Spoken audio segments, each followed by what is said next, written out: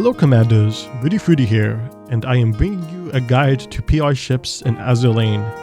Just so that way I don't disrupt the flow of the video, I will ask right now to subscribe to the channel if you're new here, as that helps tremendously.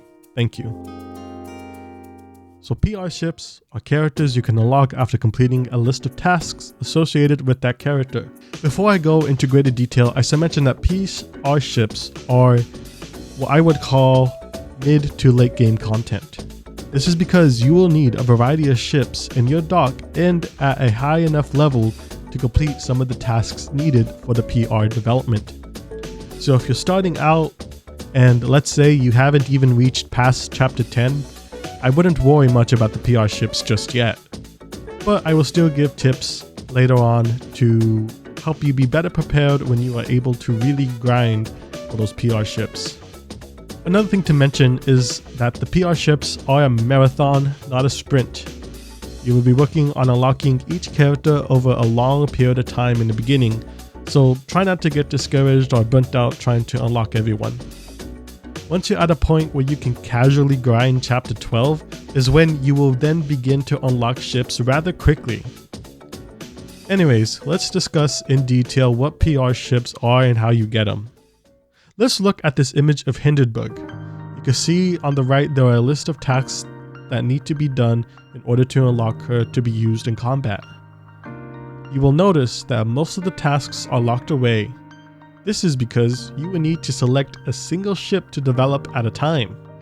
In the beginning of development, days need to pass before you can even begin to work on a list of tasks. You can see below the tasks that are already described are timers. This is how long you will need to wait before you can work on that next task. Most of the tasks needed to unlock shipgirls are just spending certain resources on them like cubes or coins. Retrofit blueprints are going to be the harder items to obtain that you will need for every PR ship. You can usually get these blueprints from completing chapter 3 and above hard mode stages, the missions, Reshut's lab, and the monthly metal shop. Aside from blueprints, the next major task worth discussing is the core data collection. This requires you to earn experience points with either the mainline or vanguard ships for a specific faction. Be sure to read carefully so you know what that ship is asking for. You will need to earn millions of experience points to unlock other ships. This part may feel daunting, especially in the beginning, but as you play the game, you will reach a point where you'll be clearing the higher difficulty chapters with ease, which will earn you more experience points faster. When PR6 was released, I was actually able to clear the combat data task within a single day, so you too will reach a point that combat data becomes a non-issue. This leads into a very important point. You will be given combat data packs as rewards for clearing certain tasks. You can find them at the top of your home screen if you haven't noticed them yet. I would advise not to use these packs to complete the combat data tasks. This is because those packs can be converted into the main item associated with the real grind of PR ships, the character blueprints. After you unlock a shipgirl, you will notice the screen change and the tasks are no longer displayed, but the stats and buttons have replaced them. This is where you would dump your character blueprints into the shipgirls to make them stronger. Using character blueprints will increase their stats and eventually upgrade a skill of theirs. Character blueprints are obtainable through the Reshut's lab mainly, but can also be bought in event shops. Remember when I said not to use your combat data packs on completing the combat data task? Well, that's because you can convert those packs into character blueprints, which you will want to do because you are going to need a lot of blueprints to fully develop your PR ships. There are also general blueprints, which can be converted into character-specific blueprints of your choosing. Take a shot every time I say blueprints. You may be wondering, what ship should you unlock first? And my answer is whoever you like, really. St. Louis was my first PR ship and I unlocked her just because I liked her design and skins. Either that or whoever you have the appropriate ships for at the time.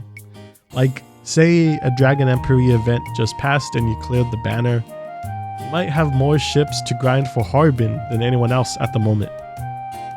If you really care about ship strength though, PR 5 and 6 have some of the strongest ships in the game at the moment. Kisarage and Plymouth in particular are strong ships. I'm sure someone in the comments will be more opinionated about this question though, so read those if you actually want a specific answer on who to prioritize. With that, let me get into some general tips I have in regards to PR grinding. Because of the way oil is distributed and the safe mode that can be unlocked in story chapters, I would not worry too much about being oil cost conscious. Just get to safe mode on a story stage, which can be done by clearing a stage multiple times. With safe mode enabled, you will have a cap on oil that will be spent in the sortie. There are some ships that have skills that earn you more experience, which will help you clear the combat data task much faster. For ships that require data and Royal Navy and Sakura Empire Vanguards, bring either Amazon or Yubari. For ships that require data from Sakura Empire or Eagle Union main fleet ships, bring either Harshu or Langley. After unlocking and fully developing some ships, you may start to have extra character blueprints for characters who can't use them anymore. When that happens, you can go into the prototype store and you can convert them into prototype cores. Those can be exchanged for general and weapon blueprints. Well, that's going to do it for this video. This has just been a very general PR ship guide. Hope it helps. Thank you for watching again. And if you would like to support the channel, subscribing is the best way to do that. Smack the like on the video if you're cool, and I look forward to seeing you in the next video. Take care.